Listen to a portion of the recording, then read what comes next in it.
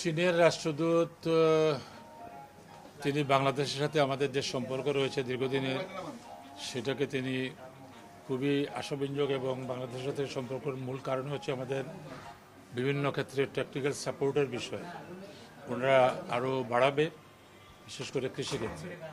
আমরা অনেক মেশিনারি তাদের দেশ থেকে কিন্তু আমরা আনি, সেটা আর বাড়াবে। আর আমাদের দেশ থেকে তারা আম আমদানি করবে, আম নিয়ে যাবে, মিষ্টি আমের জন্য তারা খুবই উৎসাহী।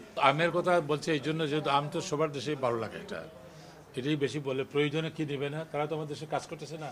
ডেভেলপমেন্ট পার্টনার আমাদের এই কী বলে আমরা এলিভেটেড এক্সপ্রেস ওয়ে করতেছে, করতেছে, মাটির যে উপর রাস্তা করে ফ্লাইওভার করতেছে, কিন্তু তারা করতেছে না।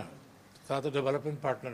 আমরা হারভেস্টার চাই, আমরা পাওয়ার টিলার চাই, আমাদের যেগুলো প্রয়োজন উৎপাদন বৃদ্ধির জন্য এবং সেটা ডিসকাউন্ট প্রাইসে যাতে পাই, সেটার জন্য তারা আমাদেরকে সাহায্য করবে।